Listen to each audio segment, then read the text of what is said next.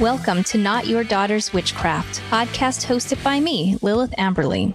If you're exploring witchcraft for something beyond the aesthetic, if some social media platforms make you cringe and say, "That's not me," if you're looking to build a practice that enhances your life, then you, my friend, are in the right place. Be sure to subscribe so you don't miss a single episode.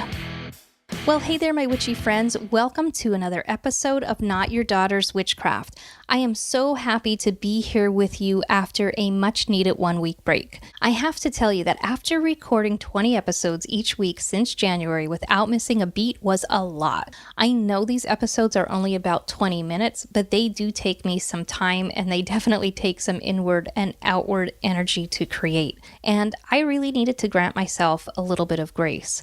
I've been focusing on my business a lot, along with a full-time day job and all of the other things that go along with just living life. And it's really important, and I'm sharing this with you because it's important for all of us that we recognize when it is that we need a break. I sent an email out about a week or so ago to my VIP list, and in that email I shared that I may be closing the retail merchandise side of my business. I started this business a year ago, and while I love witchy merchandise and I love going through the buying experience and trying to find things that I think my customers will love too, it's a huge time drain on me. And from a financial standpoint, I lost more money than I made, so it's just something that I think is probably not feasible going forward. But I do want to move the inventory that's here. I want to be able to free up some room and free up some cash in order to put that into other aspects of my business and kind of move on. You know, that's part of life. I said to myself, okay, so this part of my business, it's a time drain, it's a money drain, but is it bringing me any joy or any fulfillment? Because maybe there are other things to consider. And I can tell you that the answer to that is a big fat no. So that's how I know it's time for me to let that go. The good thing for you is I do have this merchandise that's sitting here, and I'm offering it at some really great prices. So go check it out at lilithamberly.com. Being able to share information and share experiences with you, being able to hear your questions and to be able to carry on that witchy dialogue, that's important to me. Being able to create courses is important to me, and it's for two reasons. One, I want to be able to share what I've learned with you. I've been doing this for more than a decade. It's been a lot of trial and error, and I want to be able to share my successes and my failures along the way with other people. So that way you don't have to spend 10 years trying to figure it out if you don't want to. I know many of you are fairly close to my own age, and that's kind of right there in the middle. I'll be 50 this year, and I don't want to spend the next 10 years trying to figure out something that may or may not work. You know, witchcraft is a journey. I get that, and you learn so much from doing and having some trial and error along the way. But if I would have had someone who could cut through some of the bullshit for me and gave me some real life practical things that I could do every day on an ongoing basis for specific things, that would have been a huge help. The other thing for me is that I really like this podcast and I like course creation because it is creation.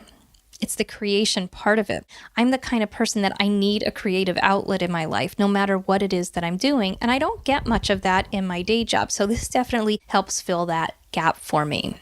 I shared in the last episode how all that deep water energy was really leaving me feel a bit heavy. I was struggling with that, but it forced me to spend some time reflecting on what's important to me, what's bringing me joy and fulfillment in my life, and what isn't.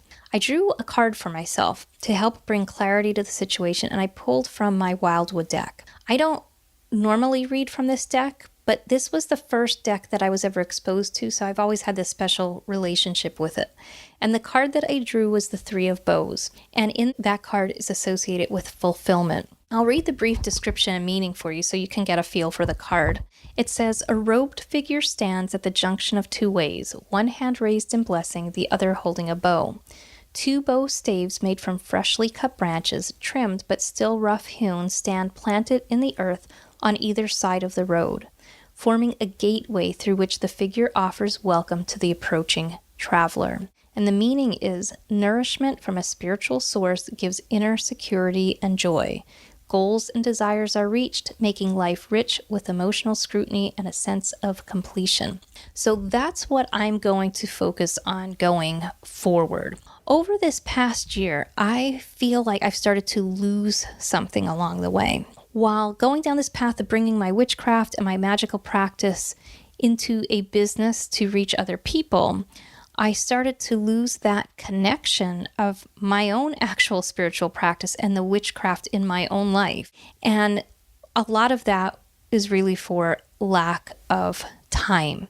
And I want to make sure that the things I'm sharing, that I'm still also doing, because these practices have shaped my life in such a meaningful and fulfilling way. And I don't want to lose that. I don't want this to start becoming one more thing that I need to do. I want it to continue to be something that I want to do. In addition to closing out my retail business, at least over the course of the summer here, I'm going to cut back my podcast episodes to twice a month. So they will be every other week. If I can get one in between, we'll just call that a bonus, but I'm going to aim for every other week. That way I have time to think through my content, not feel rushed about it, and not feel like I'm burning out on trying to get all of the things done. So that's kind of where I've been. That's what's been going on behind the scenes in my life.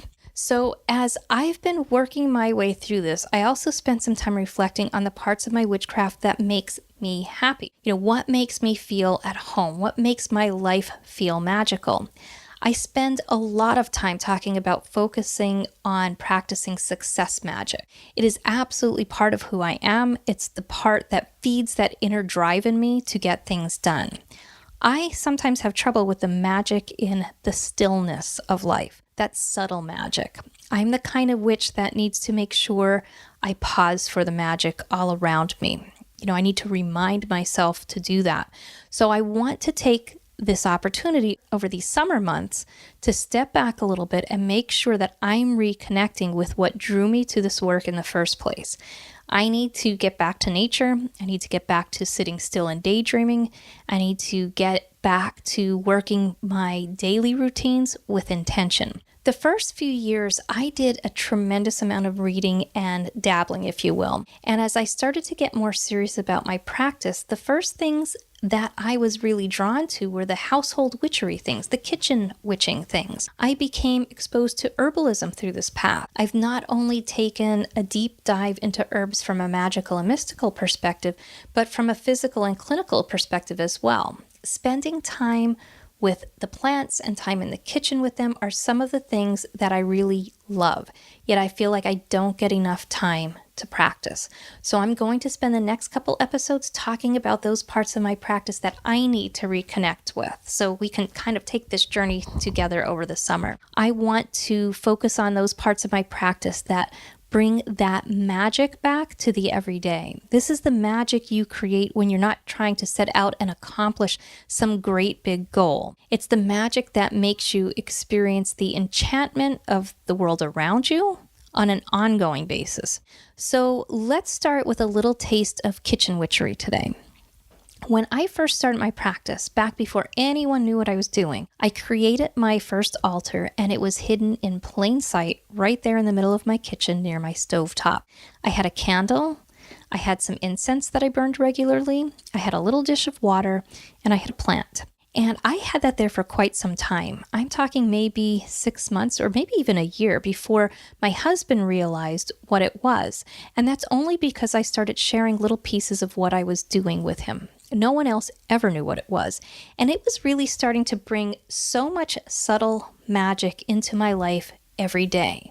I wasn't bringing out all the things. This was before I was creating elaborate ritual space. I wasn't working with deities and other spirits. I was just using the energy of what was around me in my home and garden for casting simple spells. This was more so stirring the magic into the pot, if you will, of every day. I need to look at what my everyday magic used to look like and then bring some of that back, because it really was the basis for the things I would learn as my practice evolved.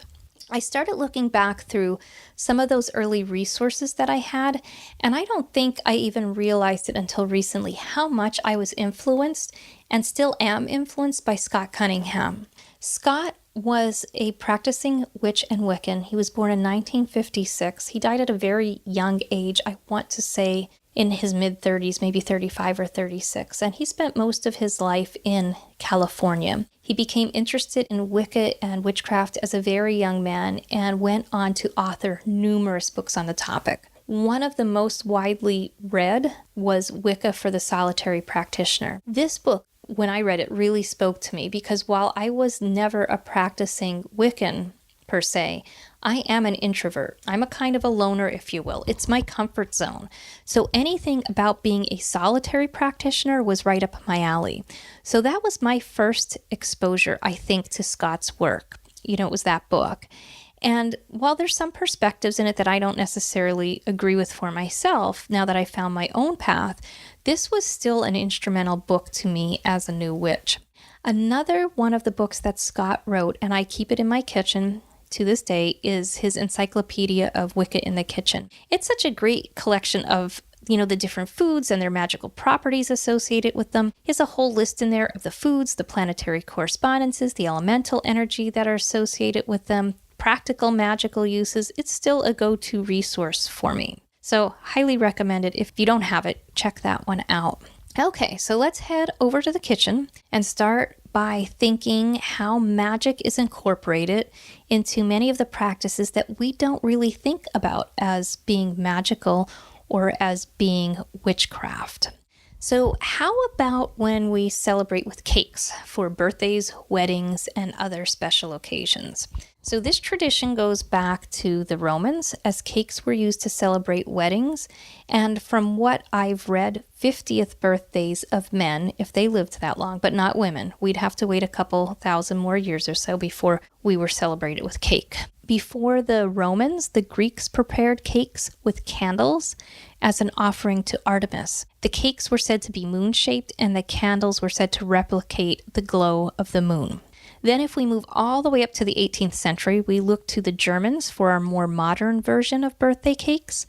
Birthday cakes were made in honor of a child's birthday, and candles were placed on the cake and lit in the morning, and they then burned until dinner. Today we put those candles on the cake, close our eyes, make a wish, blow them out. And isn't that a little bit of magic? You're focusing on what it is that you wish for, and that you're blowing those intentions, you're blowing the candles out, you're blowing your intentions out with them. Some may say you're blowing the intentions out, but that is not how I think of it. I'm thinking you are creating that intention in your mind and you're blowing it out with your breath onto those candles. And then I imagine the smoke with my intention in it rising up into the universe. This is so commonplace. We don't put a whole lot of thought into it as we go through the motions. So I think for my birthday this year, and maybe this is a challenge for you as well, what if the next time we're celebrating a birthday, preferably our own, we put more intention into it? Maybe our magic starts by baking our own birthday cake this year, if you have the time, of course. We can begin by focusing our intention into the cake as we add all of those magical ingredients. For example, we put our flour, and that has so much earthy energy to it. You have sugar representing water and self-love, eggs representing our life force, how perfect for our birthday. And, eggs have so many other magical intentions to them. Then you have your baking powder representing air and inspiration. It's the baking powder in your cake batter that expands those little air bubbles and causes your cake to rise a little bit. Maybe we add some chocolate for an extra dose of love or money in the upcoming year. We mix it all together, all the while speaking your intention or your spell into it. And then finally, we put the whole thing in the transformation chamber, add the element of fire, and voila, we have magic. Maybe when it's finished, we think through our frosting ingredients with magical intention. Really putting the icing on the cake. Haha. And then there's the candles. What color or colors will you use? How about red for bringing some passion into your life? Or yellow for some confidence or inspiration? White for peace? Maybe it's a combination. Maybe you dress those candles in a magical oil. Just remember, these candles are very small, so you only need the tiniest little bit of magical oil.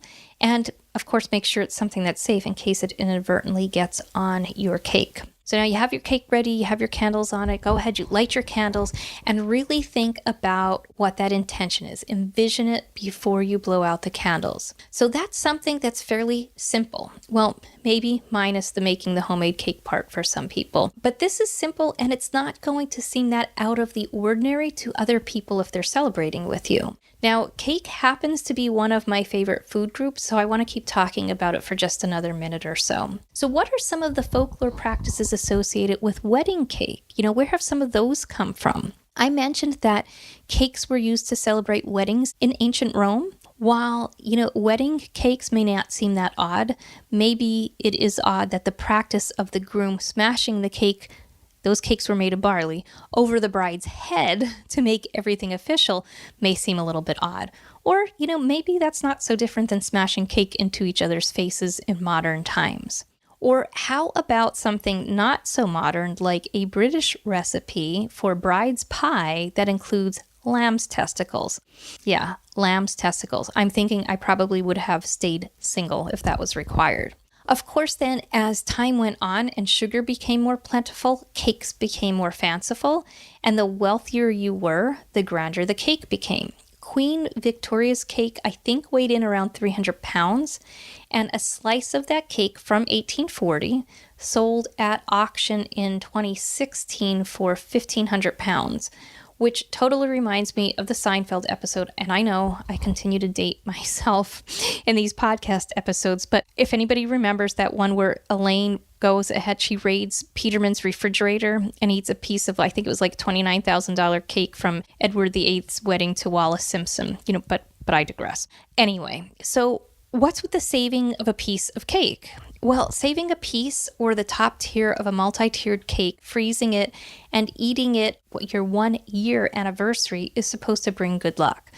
My husband and I did that. Quite honestly, 1 year later, I think the cake sucked. Luckily for us, 20 years later, the marriage has been better than the cake. Another old divination tradition was baking charms into the cake. So maybe something like a heart for true love, or a clover for good luck, or a wedding bell for the next marriage. So when your guests ate their slice of your cake, the charm that they got foretold their future. And of course, it all came true unless they choked on the charm, but that's a different story. So there's a lot of magic, especially folk magic, baked into food. You can look up the magical association with just about any ingredient in a text like Cunningham's or other charts of correspondences, mostly related to plants, because most of what we're talking about here in the baking and the cooking process, I'm talking about all the different plant ingredients. So let's switch gears before we wrap things up for today and talk about kitchen witchin' practices, aside from the ingredients. One of the first things I learned when I was beginning my witchcraft practice was about stirring and the significance of the direction in which you stir. So stirring diasil, that's with the sun or clockwise, or widdershins, which is counterclockwise. When you stir diasil, you're stirring something into the recipe. You're pulling in that positive energy or the energy that you're intending to add to the food. When you're stirring widdershins or counterclockwise, you're expelling negative energy with it. So as you're cooking for yourself or for other people, think, what's your intention while you're cooking? Begin thinking of that dish that you're preparing as more than just something to eat. Think of the energy in the food and what kind of energy you bring into the recipe just through your actions alone. Speak your spells as you're stirring, say, that soup in your makeshift cauldron. And speaking of cauldron, think about all of the tools that you have and you use in the kitchen that can be used with magical intention or carry special symbolism in our magic. Like cauldrons, you have cups and bowls. We use them to hold things. They bring things together. We create with them. Oftentimes, when we look at the shape of a bowl, we associate it with that mothering energy and creation. Then there's our ovens, and I'm going back to that cake again for a minute. We're taking all of those raw ingredients, adding the element of fire, and a transformation takes place. Also, but now think of your oven and what happens if we apply too much fire. So either fire that's too hot or fire over too long of a period of time. The right amount gives us this beautiful, delicious transformation, but too much and you end up with a burnt dish, or we end up burnt out. How much is too much? And When do we need to back off? So think of, again, the symbolism in that. What about where we store our food? I am so fortunate that I have an actual pantry in my house. So not just a cabinet, it's a door that you open and a little room that you go in. And it reminds me so much of my great grandmother's. So it's a nice memory that I have.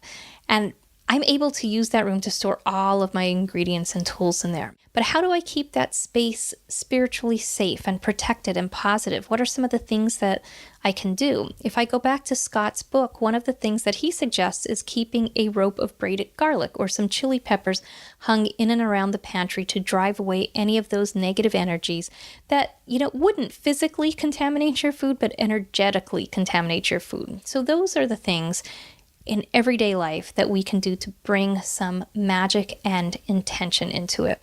Think of all of the other tools that you use that really are magical instruments. How about the spoon that you're using when you're stirring something? Could you use that as a wand directing your energy into the dish?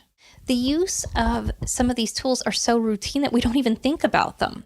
So my goal over this summer is to start thinking about them and bringing more intention into my everyday life. That's the part of witchcraft that isn't so driven by needing to get something done. And it's different than having, say, a morning ritual or practice, too. These are the ordinary, ongoing things every day. It's pausing in the morning and thinking about those magical beans going into my cup of coffee. What is being created there? What energy is going into that cup? Think of the transformation of that water. When I can really appreciate and reflect on all the magic around me, there is a certain comfort that I get, and it's different than any other comfort. To me, this is the secret to happiness.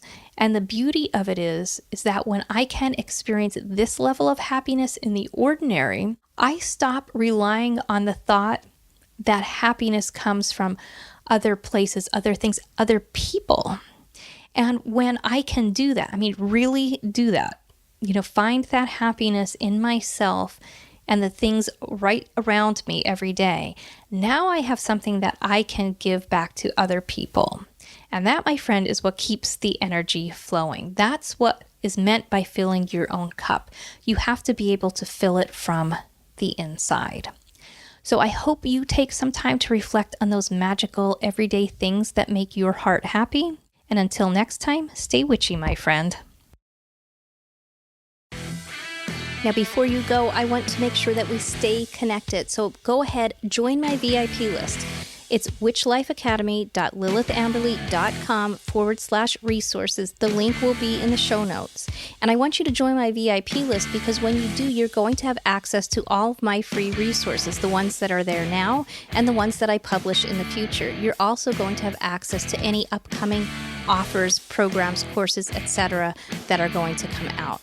So I don't want you to miss that. I want to make sure that we stay connected. Now, if you enjoyed this episode, please go ahead and give the show a rating. That's so important, especially for newer podcasts. I would really, really appreciate that. Until next time, I hope you have a most wonderful and magical day.